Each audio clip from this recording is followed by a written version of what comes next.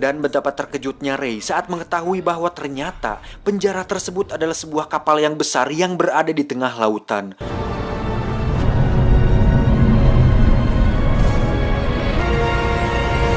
Alhasil, Ray pun harus berpikir lebih keras untuk bisa keluar dari penjara sekaligus pergi dari lautan tersebut. Sementara itu, Hobbs terlihat sedang teleponan bersama Lester yang ternyata mereka juga melakukan kesepakatan di mana Lester memberitahukan siapa Ray sebenarnya dan meminta Hobbs untuk memastikan agar Ray tidak keluar dari sana. Lantas kenapa Lester melakukan itu? Ya, tentu saja duit. Apalagi jika bukan duit. Modal di WC umum aja pakai duit. And break Breslin. Dengan semua informasi itu, Hobbs pun menyuruh anak buahnya untuk menyiksa Ray setiap hari agar mental dan konsentrasinya lemah sehingga tidak memiliki waktu untuk memikirkan cara agar bisa lolos dari penjara ini.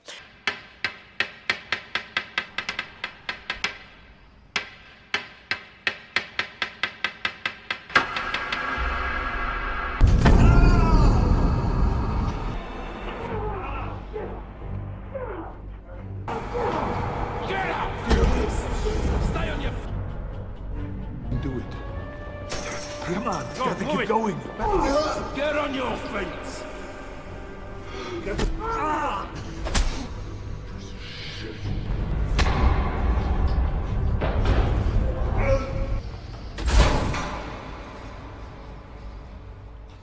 Namun Ray tetaplah Ray. Dibantu oleh Rottmeier, Ray pun tetap memahami rutinitas para penjaga hingga akhirnya didapatkanlah sebuah rencana untuk memanfaatkan sang dokter sebagai perantara dirinya dan dunia luar. Setelah itu Ray pun membuat sebuah alat bernama sextant atau pengukur derajat untuk melihat lokasi di mana penjara tersebut berada. Namun masalahnya harus ada orang yang pergi ke tempat terbuka untuk menggunakan alat tersebut. Tiba-tiba Ray dipukul oleh para penjaga dan dibawa ke penjara sisi bagian lain di mana di sana dia hanya sendirian. You see, the people who paid for you to be here want you here forever. This is the reality. And there's no way out. Melihat situasi tersebut, Ray pun tidak bertindak lebay dan berteriak anjay. Tetapi dia berinisiatif untuk membuat kesepakatan dengan Hobbs. Ray mengatakan bahwa dia dan Rottmeier memiliki hubungan yang sangat dekat dan Ray sanggup memberikan informasi mengenai keberadaan Mindham. Sempat menolak, Hobbs pun akhirnya menyetujui kesepakatan tersebut. Namun pada faktanya, Ray memberikan informasi palsu untuk mengulur waktu sembari menjalankan rencananya secepat mungkin. I want Mannheim and his whole network.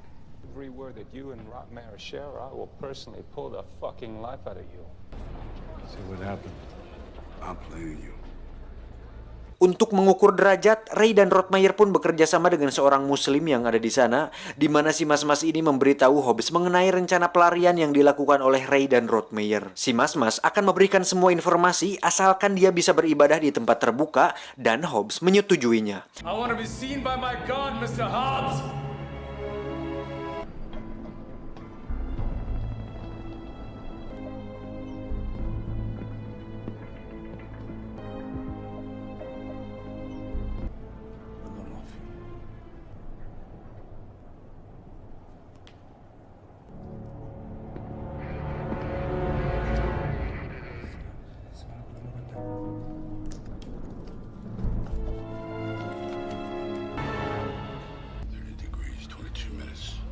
Setelah mendapatkan hasil dari alat tersebut, Ray pun memperkirakan bahwa kapal tersebut berada di perairan dekat Laut Kidul, di mana lokasi tersebut cukup jauh dengan dunia luar. Jadi sekarang mereka hanya tinggal mengirim pesan kepada orang luar untuk menjemput mereka. Namun masalahnya, mereka harus secepatnya melangsungkan rencana tersebut sebelum Hobbs menyadari bahwa semua informasi mengenai Mindham adalah palsu. Sementara itu, sang dokter pun terlihat mengirim pesan kepada anak buah Rottmeier mengenai lokasi mereka, di mana si dokter diiming-imingi uang yang banyak setelah mereka keluar dari sana. Di sisi lain, Hobbs pun melihat Ray sedang berbicara serius dengan seorang pria berpeci, di mana itu hanyalah sebuah pengalihan. Hobbs pun menyimpulkan bahwa Ray akan membantu si pria itu meloloskan diri. So Black Sea, triple the guard force there.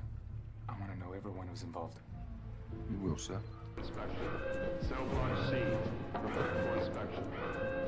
Tiba saatnya, si mas-mas pun mulai memancing keributan untuk mengacaukan para penjaga. You better be fucking right. Go and fucking tell Head I'll fight a faggot!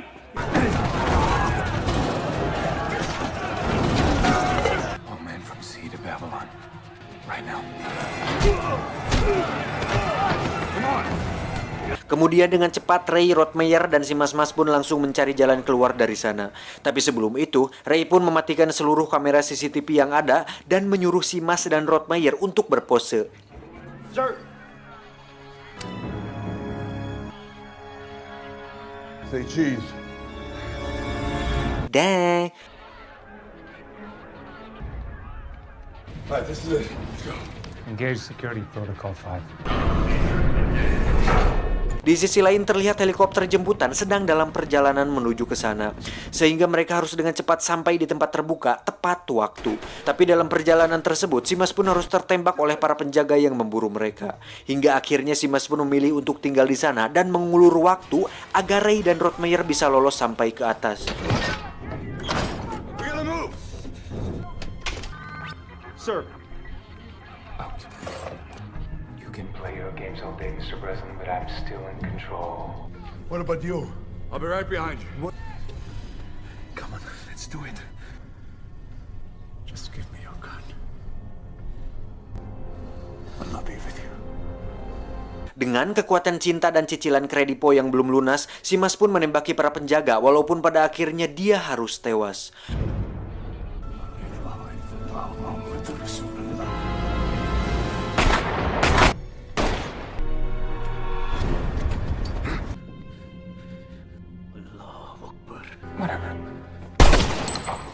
Di sisi lain, helikopter pun akhirnya sampai di lokasi dan langsung menembaki pilot dan para kru di kapal tersebut.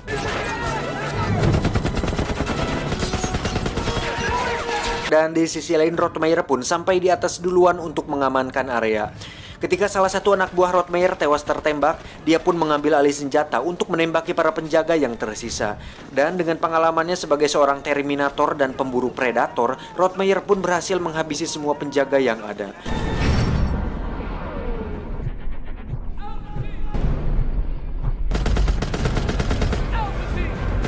Sementara itu, Ray yang sudah selesai dengan pertarungannya langsung masuk ke dalam tangki air yang menuju ke saluran pembuangan. Sadar akan hal itu, Hobbs pun dengan cepat pergi ke atas dan menyuruh anak buahnya untuk memeriksa tepian kapal. Hingga saatnya Ray berhasil keluar, dia langsung menaiki tangga helikopter dan menggantung di sana. Melihat hal itu, Hobbs pun langsung menembaki Ray. Tapi karena dia belum pernah main PUBG dan Point Blank, Hobbs pun berkali-kali salah sasaran dan justru kehabisan peluru. Dan saat giliran Ray menembak, dia juga nampak salah sasaran. Tetapi bukan Rambo namanya jika tidak punya sebuah rencana, karena Ray menembaki drum berisi minyak dan meledakannya hingga Hobbs harus tewas terbakar. Mamam. Boom.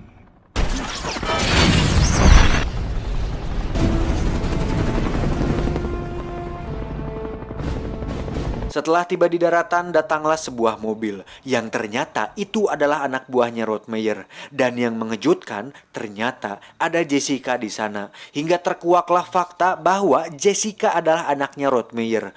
Dan yang paling mengejutkan dari semua ini adalah Rottmeier adalah Mannheim. Ruas kan? You're Mannheim. Didn't see that coming. Dapat disimpulkan bahwa Jessica mengirim Ray ke sana untuk membebaskan ayahnya yaitu Mannheim alias Rottmeier. Karena melihat kemampuan Ray, Jessica yakin bahwa Ray adalah orang yang tepat untuk melakukan itu. How much did Les really know? Only what I told him at first. So he knew where I was being sent. He arranged your transport. Setelah kembali ke kehidupan aslinya, Ray tidak langsung karaoke dan bersantai di tempat pijat, tetapi dia langsung menyusun rencana untuk memberi pelajaran kepada Lester alias bosnya sendiri. Sleepy time, motherfucker.